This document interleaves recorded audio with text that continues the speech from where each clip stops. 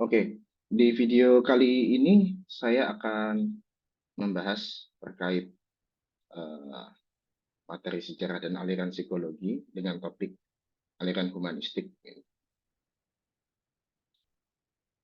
Nah, aliran psikologi humanistik ini agak beda dengan yang aliran sebelum-sebelumnya karena dia pondasinya itu sangat unik ya, begitu. Di sini kita bisa melihat contoh, misalnya ilustrasinya di sini ada seekor badak.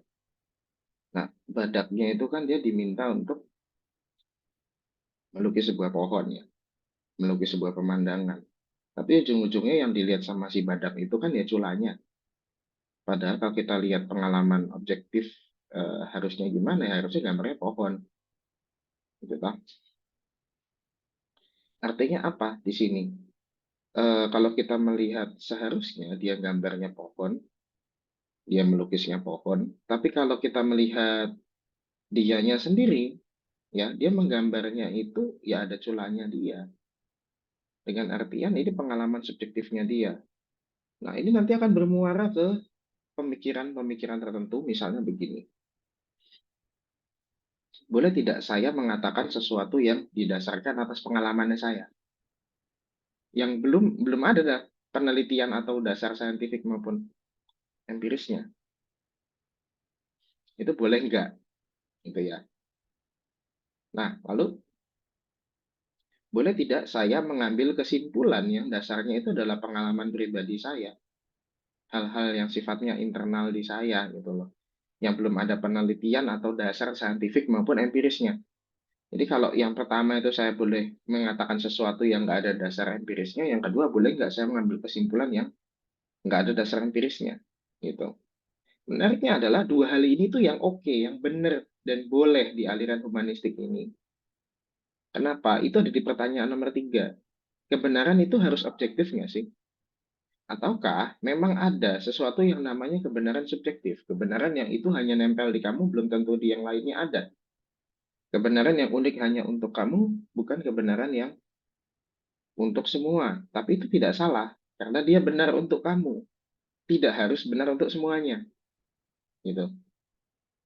Oke, dari sini kita bisa melihat aliran humanistik itu atau psikologi humanistik adalah psikologi yang dia dasar filosofinya adalah kebenaran individu, kebenaran subjektif. Beda sama yang sebelum-sebelumnya bilang itu harus bisa dibuktikan secara ilmiah, itu harus bisa apa sih namanya ya, menyusun struktur dasar manusia. Ini agak beda untuk fondasi alirannya ini. Nah, aliran yang itu dasarnya kebenaran subjektif itu akan kayak apa? Ya, akan kayak ya humanistik ini gitu loh. Kenapa namanya humanistik? Karena nanti adalah dia didefinisikan sebagai aliran yang mengakui kebenaran-kebenaran personal seseorang, mengakui kebenaran-kebenaran pribadi individu seseorang yang tidak harus dibuktikan dengan sains, tidak harus dibuktikan dengan hal-hal yang empirik, dengan panca indera orang lain atau bagaimana. Seperti itu. Oke.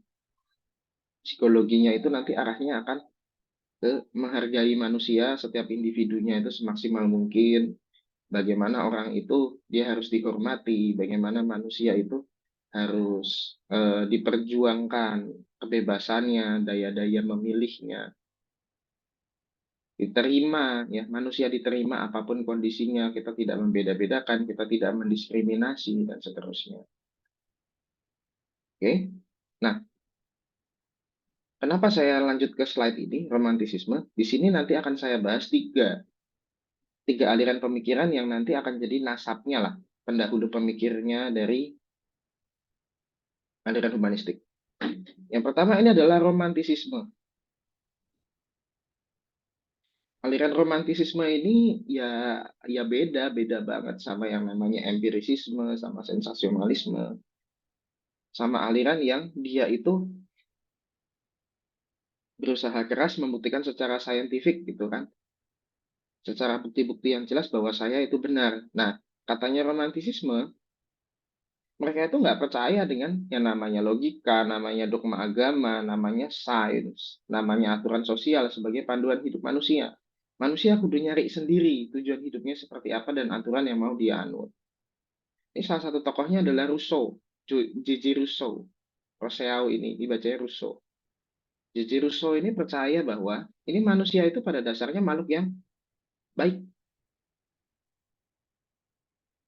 Beda kan sama yang sebelum-sebelumnya.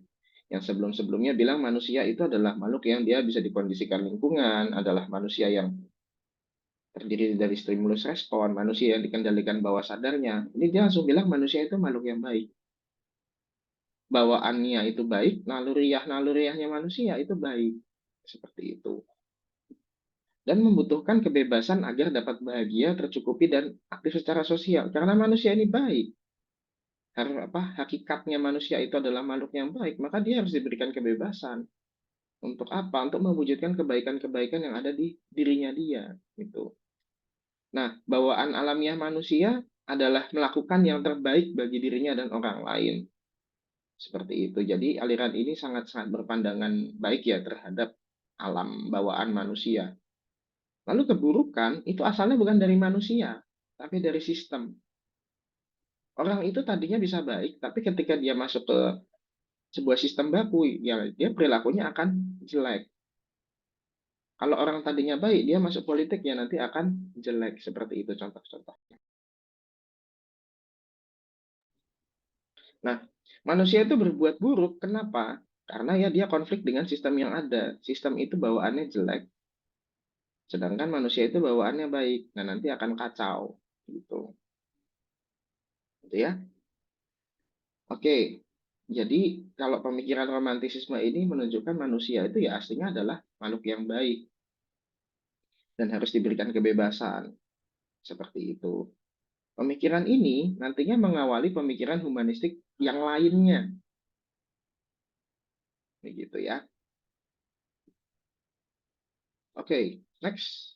Eksistensialisme. Ini mungkin beberapa ada yang sudah baca buku-buku kayak begini, eksistensialisme.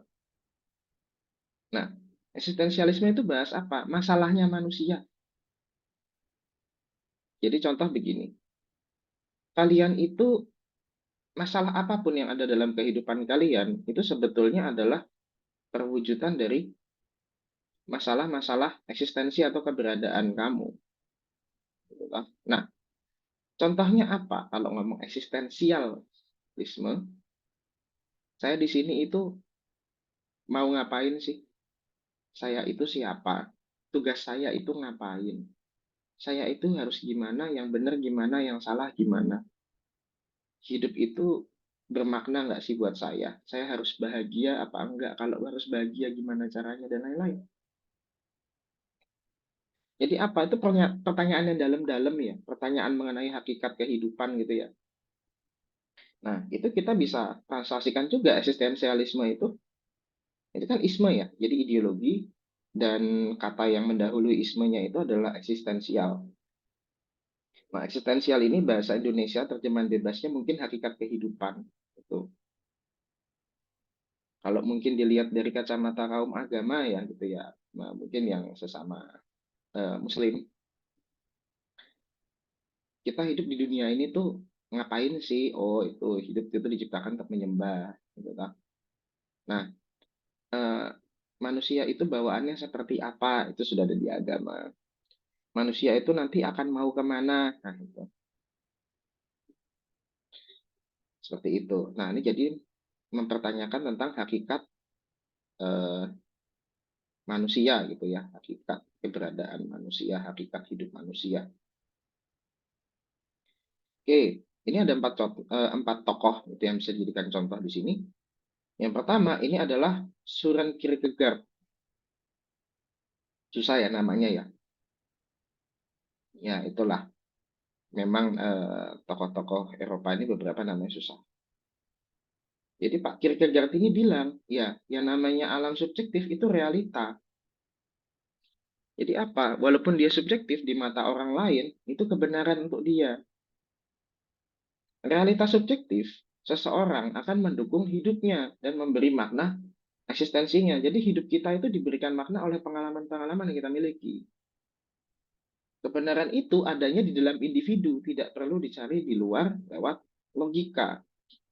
Seperti itu. Jadi, apa yang kamu rasakan atas kejadian-kejadian yang kamu hadapi di kehidupan kamu, pikiran-pikiran apa yang muncul, hasrat-hasratmu tentang masalah-masalah hidupmu, itu semua itu benar.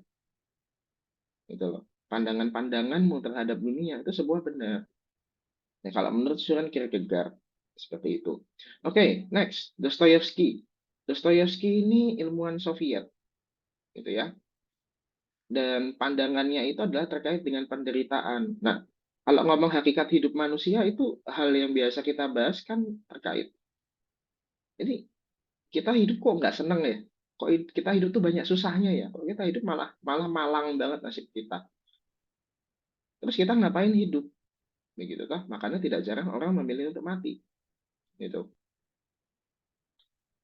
Terus gimana caranya kita menghadapi hidup yang banyak penderitaannya? Padahal kita mau hidup yang indah. Nah, Dostoyevsky ini menyebutkan bahwa manusia itu makhluk yang kebanyakan ingin, pengen ini, pengen itu. Pengennya tidak menderita, tapi kita lupa bahwa hidup ini penuh penderitaan, tetapi hidup yang indah. Gitu. Karena hal-hal yang indah itu dia harganya lebih daripada penderitaan-penderitaan yang kita miliki. Oke, Friedrich Nietzsche. Nietzsche ini beberapa orang suka baca ini ya, beberapa orang suka baca buku-bukunya tokoh ini. Beliau itu ketika membahas hakikat hidup, dia menjauhi hal-hal yang sifatnya adalah agama, adalah Tuhan. Dia menjauhi penjelasan bahwa oh manusia ini sudah diberikan arahan dalam kehidupan, tinggal suruh ngapain itu. Enggak, dia enggak percaya itu. Dia percaya bahwa Tuhan telah mati dan kita ditinggalkan sendirian. Nah, tapi kalau kita itu hidup cuma ikut-ikut orang lain, kamu nggak ada bedanya sama hewan, tidak ada bedanya sama gembala-gembala yang ada di peternakan. Itu. Jadi gimana dong kita hidup itu suruh ngapain? Kalau katanya Bapak Nietzsche ini ya, kita harus bisa mempertentangkan kepercayaan dan aturan sosial. Kita kudu bisa berdialog dengan diri kita. Ini yang benar apa sih? Saya tuh disuruh ngapain sih? Apa sih yang mau saya capai dalam kehidupan ini? Nah, itu adalah topik-topik bahasannya Nietzsche, gitu ya. Dan kalau orang itu sudah sampai pada kebenaran dirinya sendiri, dia bisa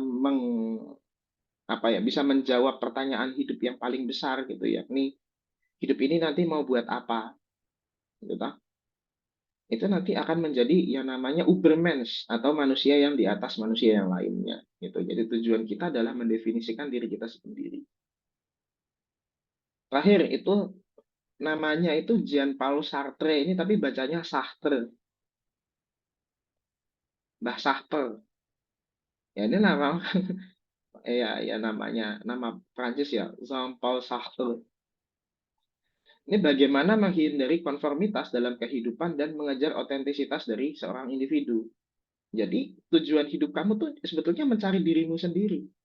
Kamu nggak nyari yang lain-lain, kamu nggak nyari hal-hal yang di luar kamu. Kamu itu mencari kamu tuh siapa, gitu loh. Gitu ya. Jadi kalau halaman eksistensialisme ini kita simpulkan ya, manusia itu memiliki kebenaran sendiri dalam dirinya dia, ya, dan tujuan hidupnya manusia itu nanti mendefinisikan dia itu siapa, dia itu mau kemana, dia harus berbuat apa, begitu. Ini nanti adalah dasar pemikirannya aliran humanistik. Fenomenologi. Fenomenologi ini sendiri adalah aliran pemikiran yang juga agak mirip dengan eksistensialisme, tapi mereka lebih banyak meneliti gitu ya. Nah, ada tokoh dua di sini namanya adalah Brentano dan Husserl. Seperti itu. Kalau Brentano itu yang bawah itu yang rambutnya agak keriting ya. Kalau Pak Husserl itu yang atas.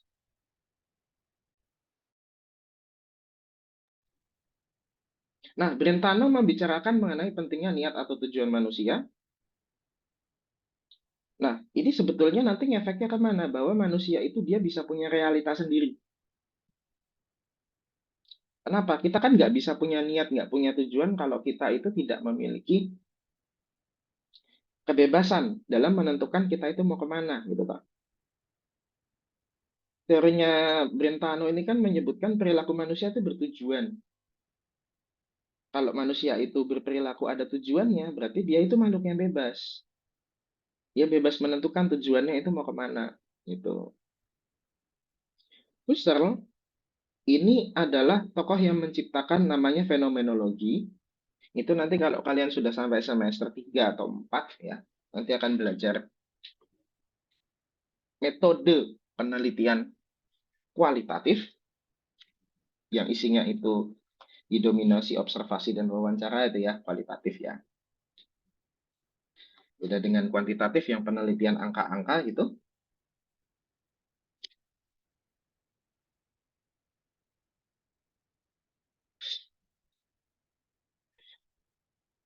Nah, Husserl ini menjelaskan bahwa manusia itu punya pengalaman sadar yang dirasakan secara langsung, bebas dari kepercayaan, teori, dan model.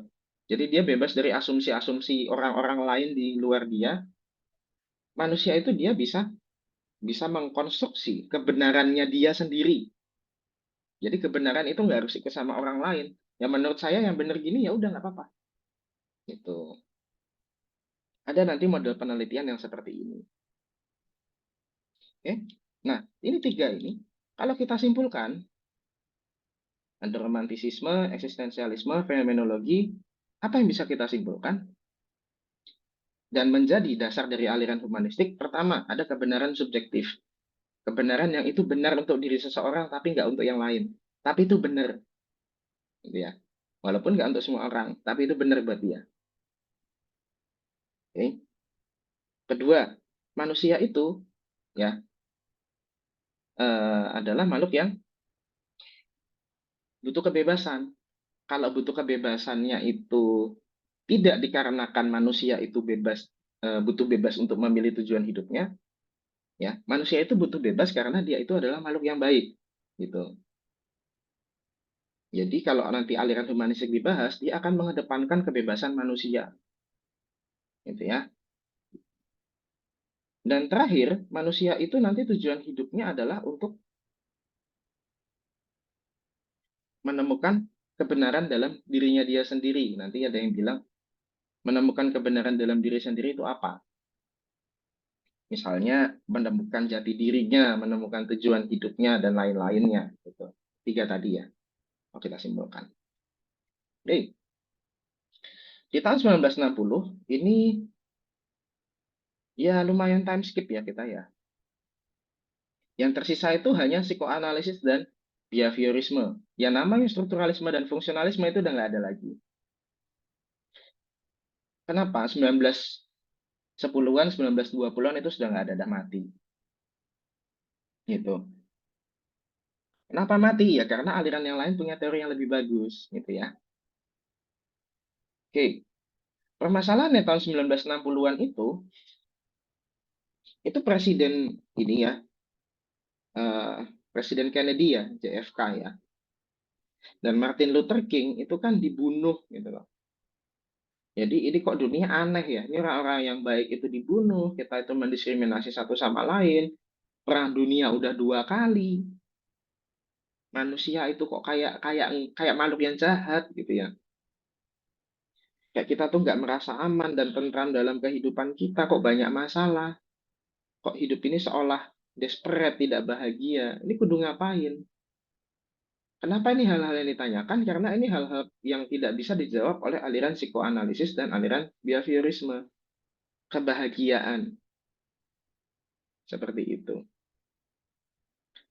Nah, artinya apa? Kita butuh adanya aliran baru yang menutupi celah-celah antara psikoanalisis dan behaviorisme. Itu. Kenapa kok harus direvisi sih dua itu? Kenapa? Pertama, behaviorisme. Ini kritik dari humanistik. Mereka bilang, ya, humanistik psikologi atau psikologi humanistik itu bilang bahwa behaviorisme itu adalah aliran yang merendahkan manusia. Kenapa? Disamakan dengan hewan. Seperti itu. Ingat kan yang kata-katanya Watson kan? Itu kan there is no difference between a man and a brute. Tidak ada bedanya antara manusia dan hewan buas.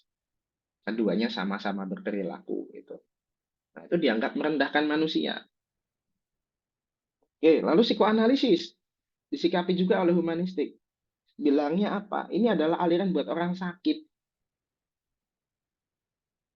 Kalau kita psikologinya itu base-nya adalah psikoanalisis, kita akan selalu mencari apa yang salah dengan seseorang dan kita nggak pernah mencari apa yang benar dengan seseorang.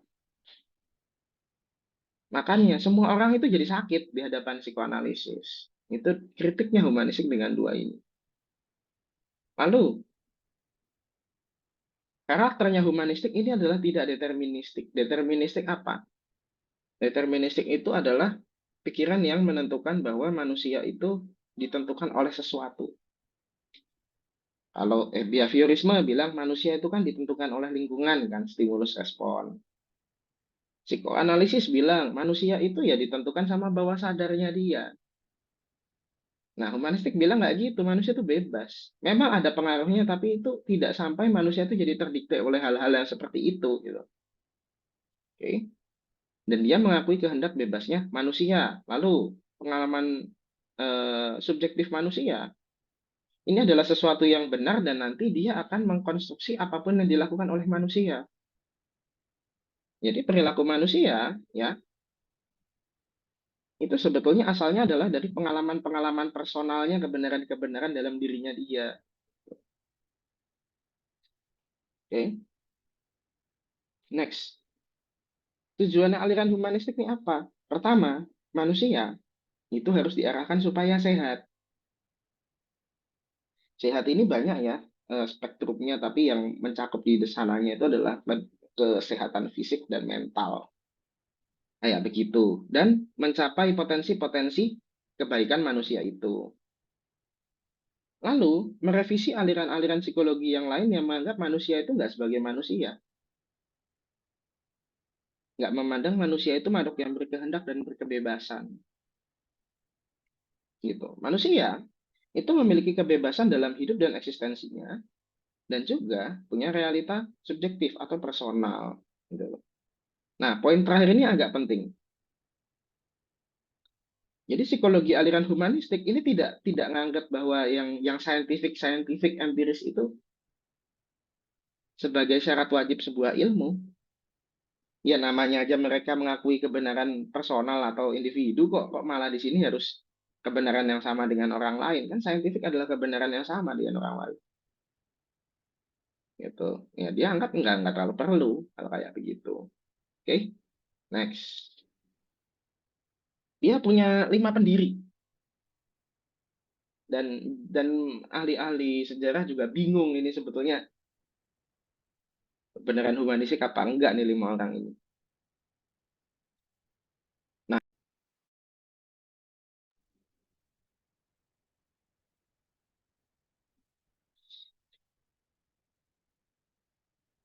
ini ada 5 tapi dua yang saya boldkan ini adalah yang paling dominan gitu ya, yaitu namanya Abraham Maslow sama Carl Rogers. Biasanya buku-buku itu bilang pendirinya aliran humanistik itu ada dua, Maslow sama Roger. Itu. Oke, kita akan bahas satu-satu. Pertama, Gordon Allport. Allport ini adalah tokoh yang fokusnya di kepribadian manusia. Ia menekankan bahwa kepribadian itu ya uniknya pribadi, uniknya individu, setiap orang. Kita tuh semua nggak ada yang sama, kita tuh semua unik, kita tuh semua istimewa. Menurut Alport. Dan keistimewaan itu bukan sekedar urusan sama stimulus respon yang beda-beda. Ya emang kita beda aja dalam mengkonstruksi kehidupan dan kebenaran ya dalam segala hal gitu ya. Nah, ia menolak psikoanalisis yang bahasannya itu bahwa manusia itu apa ya? Ya kayak didikte sesuatu yang sangat dalam gitu. Nggak perlu sedalam itu. Dan behaviorisme itu menyamakan manusia dengan hewan. Berpikirnya itu sangat dangkal menurut Alport.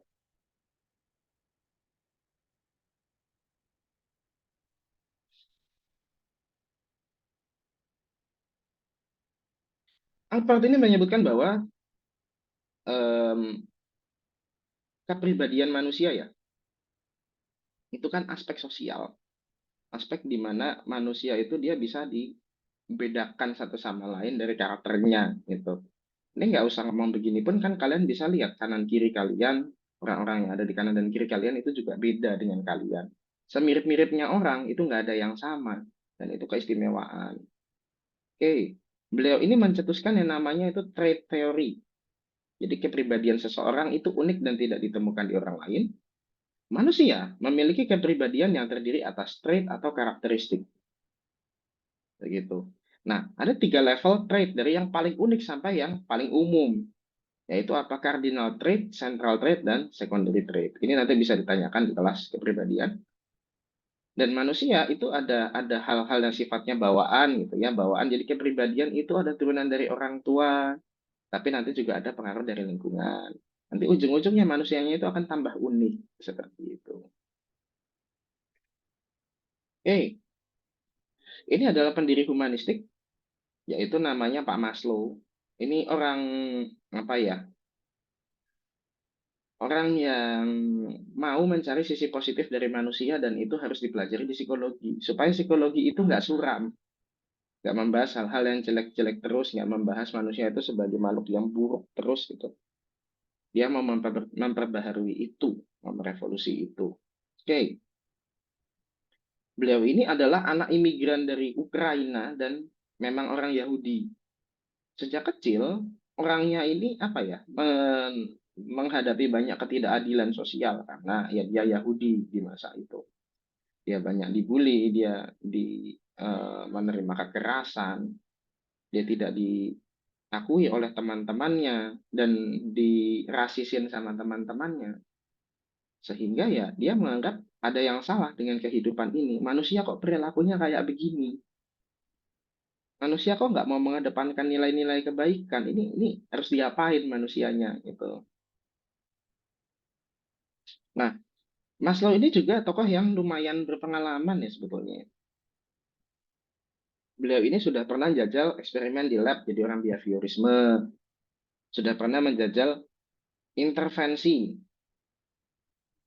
atau melakukan penanganan psikologis lewat psikoanalisis. Juga pernah jadi tokoh aliran apa ya, sudah pernah menjajal belajar sama tokoh aliran Gestalt, itu yang nanti kita bahas di sini. Dan dia tidak cocok dengan semuanya.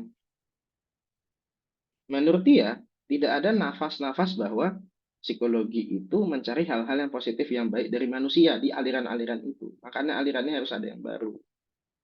Gitu. Ketika 1967, beliau itu sudah mulai sakit-sakitan. Jadi ya memang usianya agak nggak lama. Itu terkena sakit jantung dan ya karena sudah tahu hidupnya nggak akan lama ya dia jadinya jor-joran, jadinya ngebut begitu untuk mendirikan aliran humanistik ini. Oke, teorinya eh, Maslow. Ini kan pernah dibahas di mata kuliah lain ya harusnya.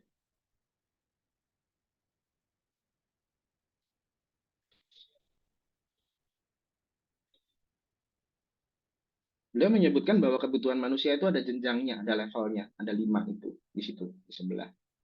Nah, manusia itu hidup mau ngapain? Dia itu mau mencari piramida yang paling atas, mencapai piramida yang paling atas.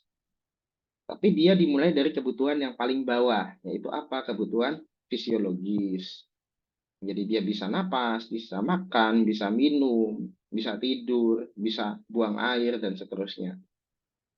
Lalu kebutuhan yang ada di atasnya itu kebutuhan keamanan, safety, yang membahas ya badan kita aman apa enggak, kita itu punya sumber penghidupan enggak, kita aman karena nilai tata aturannya ada di masyarakat kita itu bikin kita aman apa enggak, kita kaya atau miskin, kita berkecukupan apa enggak gitu. Itu adalah di safety. Lalu love atau belonging. Nah,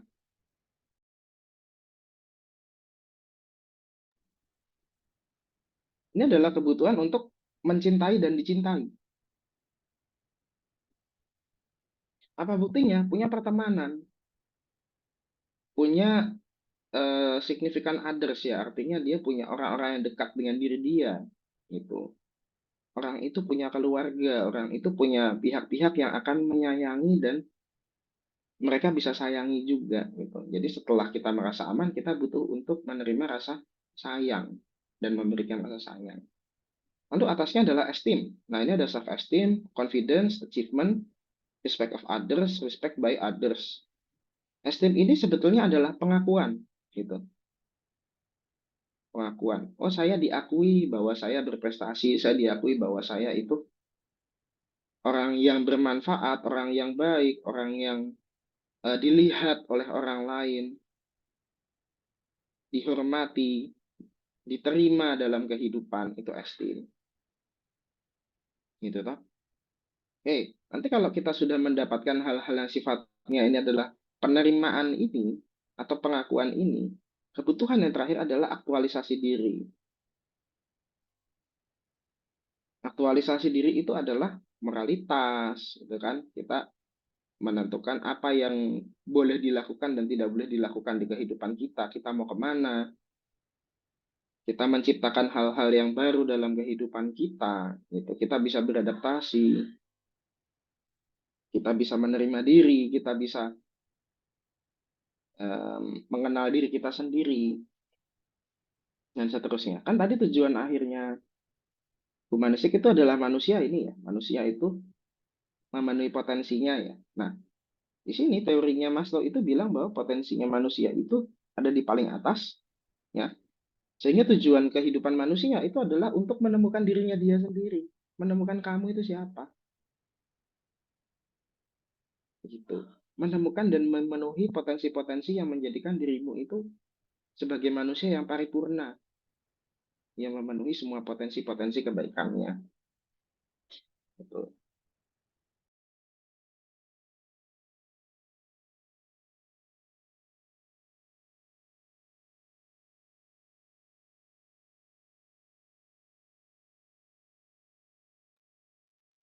Oke, nah piramida ini dia nggak bisa dipenuhi apabila yang bawahnya belum terpenuhi. Jadi kita tuh nggak bisa mencari love belonging itu kalau yang safety sama fisiologikalnya ini belum terpenuhi.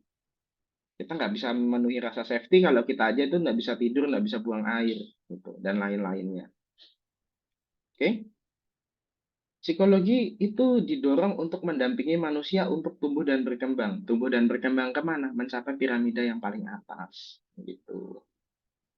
Oke? Nah,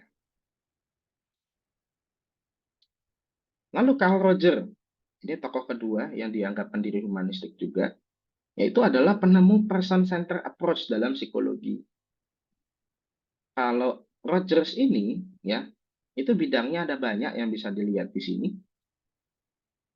Dan dari kecil itu suka baca sama kayak Maslow, gitu ya, tipikal orang-orang yang pembaca, suka belajar, dan juga mentalnya itu sama kayak Maslow. Karena Maslow ini kan dari kecil dia ditindas ya, jadi merasakan hal-hal yang nggak benar dalam kehidupan sosial kita. Mentalitasnya tuh mentalitas underdog begitu. Ini juga sama Rogers itu. Jadi mungkin humanistik ini sendiri adalah aliran yang sangat beresonansi kuat dengan kalian-kalian yang merasa ditindas dalam kehidupan. Gitu. Oke, beliau itu mengenalkan istilah namanya keberfungsian diri dan konsep diri.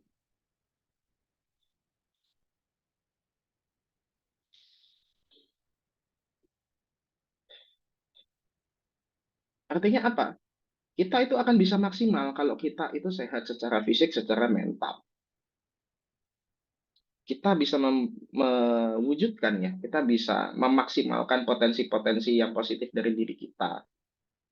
Itu kalau kita sehat secara fisik dan mental. Gimana caranya bisa sehat fisik dan mental? Kalau fisik kan gampang, yang mental ini agak susah. Kenapa? Permasalahan manusia adalah adanya hal-hal yang nggak selesai pada dirinya dia. Saya yakin hal ini juga resonate dengan kalian ya, dengan kalian ini ada relate-nya lah. Gimana caranya kita bisa menyelesaikan masalah-masalah mental itu? Ya dengan menerima diri dulu, menerima diri tanpa syarat. Ini namanya istilah bahasa Inggrisnya adalah unconditional positive regard.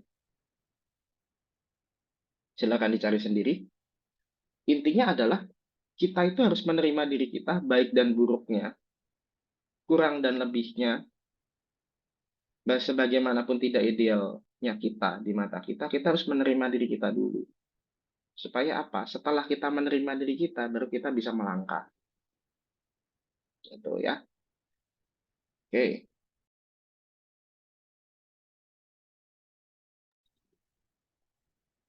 Permasalahannya adalah kita seringkali memberikan batasan-batasan ideal ke diri kita dulu sebelum kita mau menerima diri kita. Apa contohnya? Contohnya adalah kalau kita tidak kaya, kita tidak menghormati diri kita. Kalau kita tidak apa, kita tidak menghormati diri kita. Kalau saya nggak bisa itu ya saya buat apa menghormati diri saya. Kalau saya tidak lebih dari orang lain ya buat apa. Ini kan nggak bisa kayak gitu. Karena apa? Memberikan syarat-syarat dalam penerimaan diri itu sendiri bukan hal yang masuk akal di aliran humanistik. Karena kamu itu bisa mencapai potensi-potensi itu, jadi diri yang ideal kamu, kalau kamu sudah menerima dirimu yang nggak ideal dulu. Itu. Kalau kamu sudah menerima bagaimanapun kekurangan kamu, bagaimanapun penampilan fisik kamu, dan selainnya ya, nanti kamu akan tergugah untuk mengembangkan hal-hal yang positif di diri kamu dan bisa berkembang. Ia juga mengembangkan namanya terapi psikologi ya, namanya person center approach. Begitu. Person center approach itu bagaimana? Ya jadi nanti dalam terapinya psikologi humanistik Carl Roger, dia akan ditanyakan, kamu itu merasakan masalah apa? Kamu maunya bagaimana? Menurut kamu hal yang benar itu harusnya seperti apa? Nah, kalau kamu melihat dirimu sendiri, apa yang bisa kamu gunakan untuk mencapai tujuan-tujuan itu? Wah, nggak bisa, Pak. Kalau menurut saya sih, saya nggak bisa ngapa-ngapain. Apa benar?